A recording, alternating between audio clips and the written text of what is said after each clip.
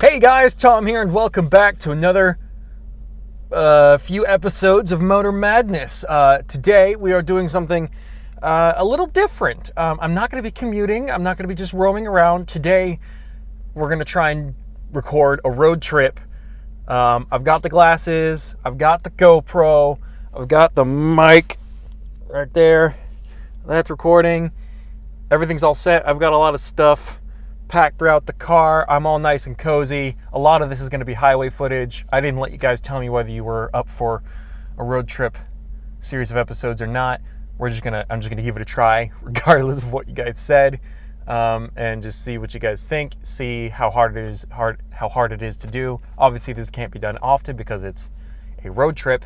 But we're going from Iowa to Illinois, and let's do it. It's 2:41 p.m. I don't know if I'll be able to film the whole thing. It might either get too dark or I might run out of battery or space or anything like that.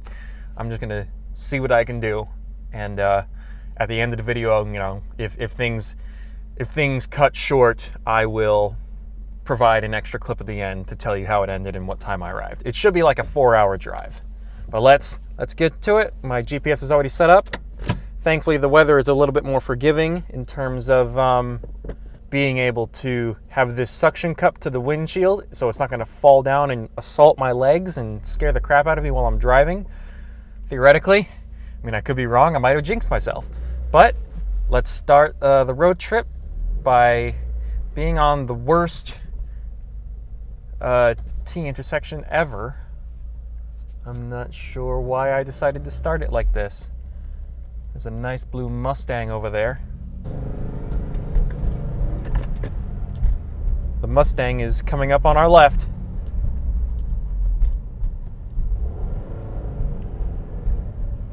I think I've said this before, but when it comes to... Oh, I should have turned there. I was distracted by the Mustang. When it comes to muscle cars, the Mustang is really the only one I would be interested in, like, owning.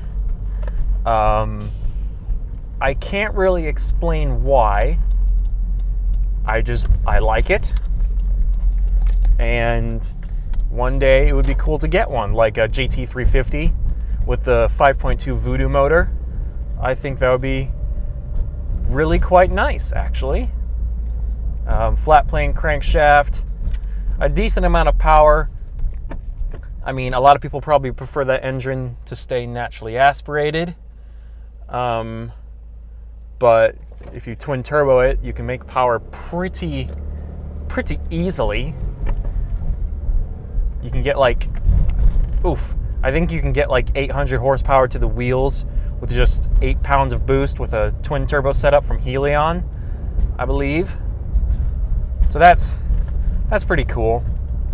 I think this is where I was originally supposed to turn left anyways. I think. This is not usually the way I go when leaving to go to Illinois. This seems like an opportunity for a really bad decision.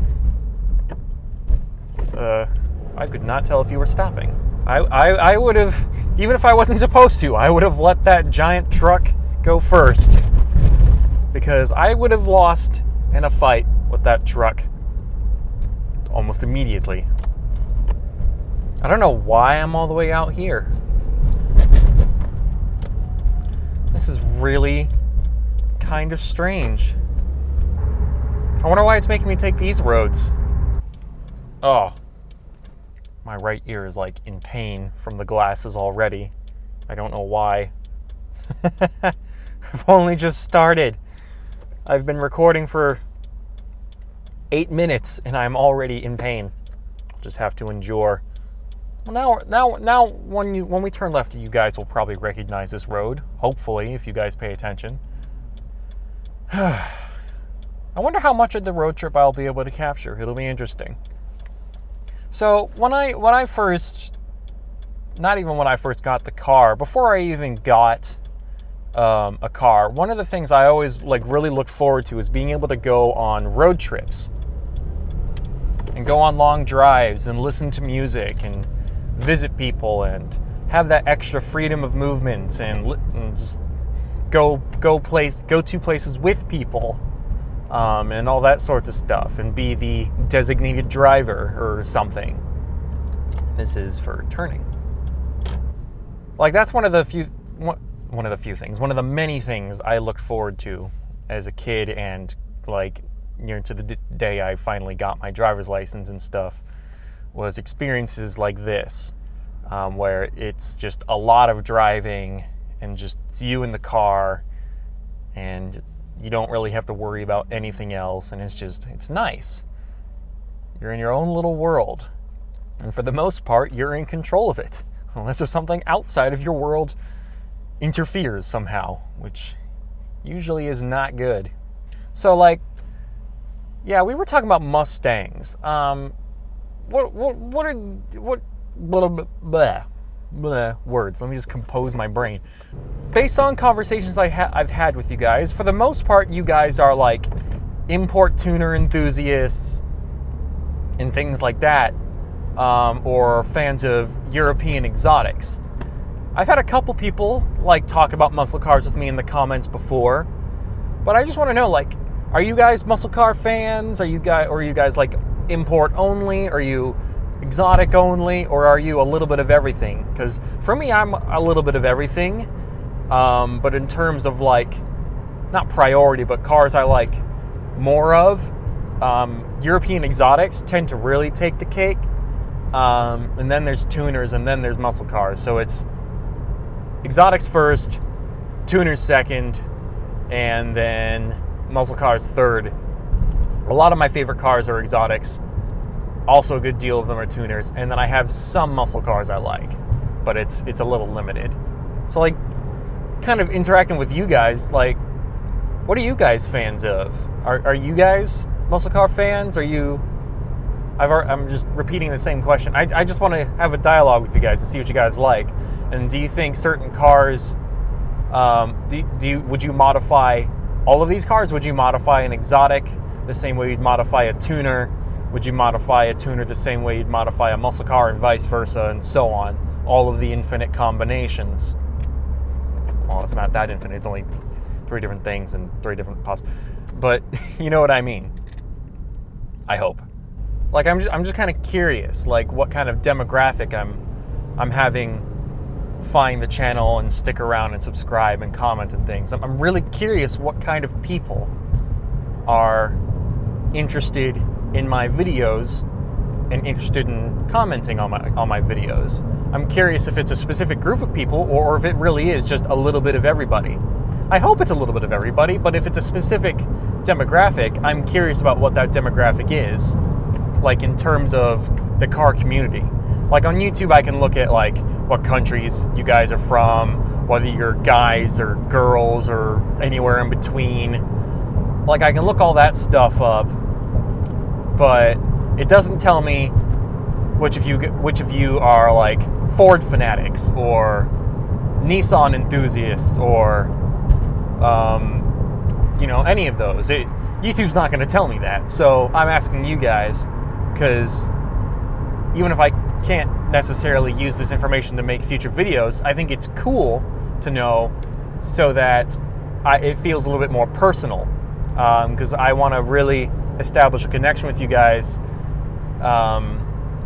that feels intimate, but not in a weird way.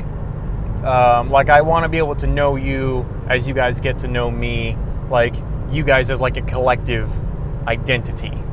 As more and more of you join the viewer base, I want to get to know you guys and figure out what you're interested in as I essentially share myself with you guys and the things I care about. I want to see what brought you here.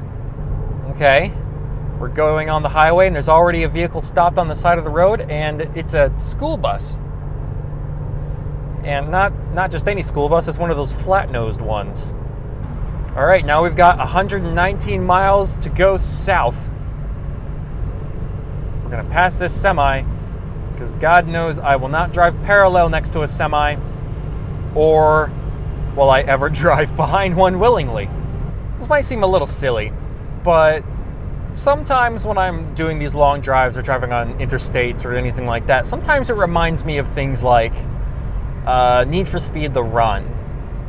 I don't know how Black Box, the studio for Need for Speed at the time, managed to capture it so well, but the way it felt to be like on the interstates all the time and going super fast.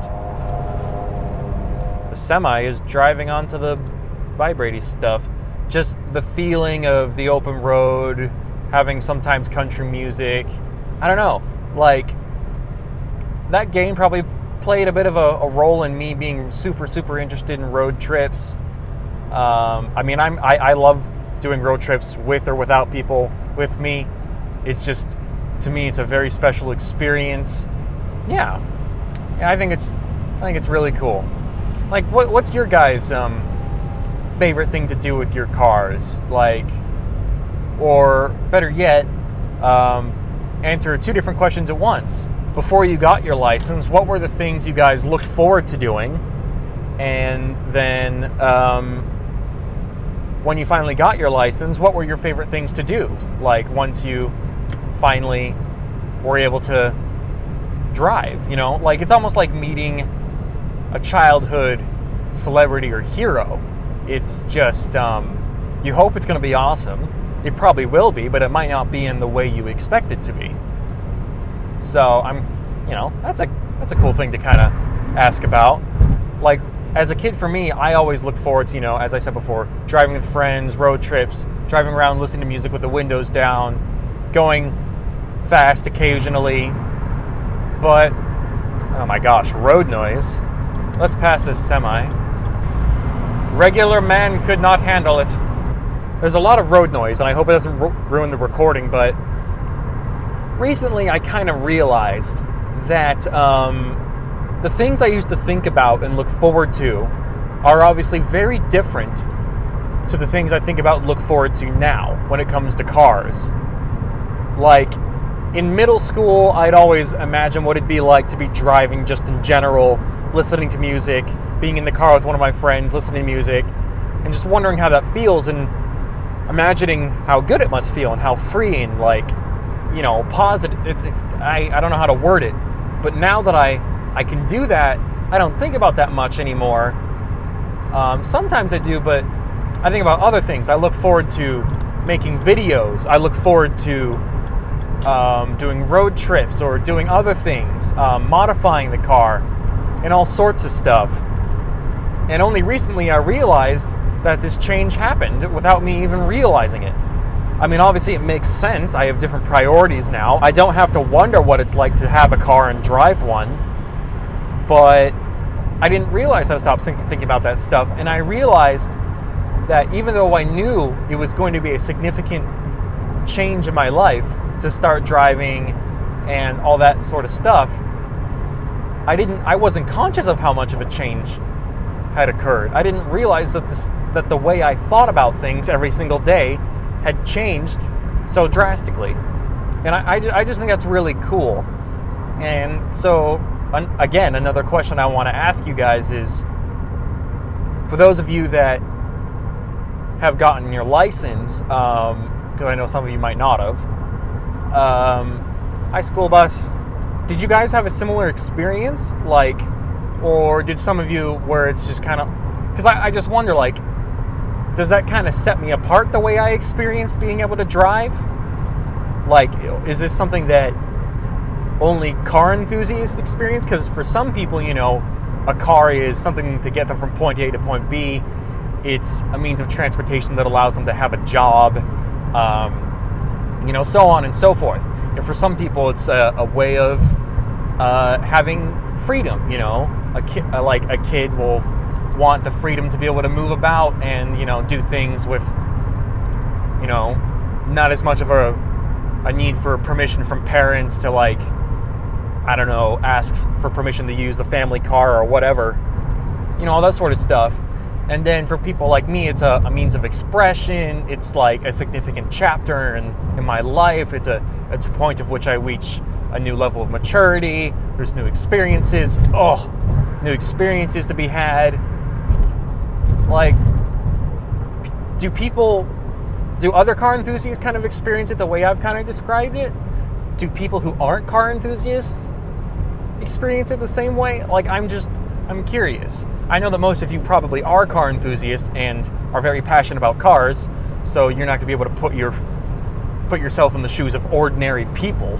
But, like, in terms of being able to drive being a big deal, what was it like for you guys to be able to turn the page to the next chapter and no longer have to wonder what it's like to drive? Instead, you finally just get to just find out for yourself. You no longer have to ask people questions about how it feels to change gears, how to use the clutch properly, and all sorts of stuff. You can finally figure it out on your own, and you enjoy every second of it.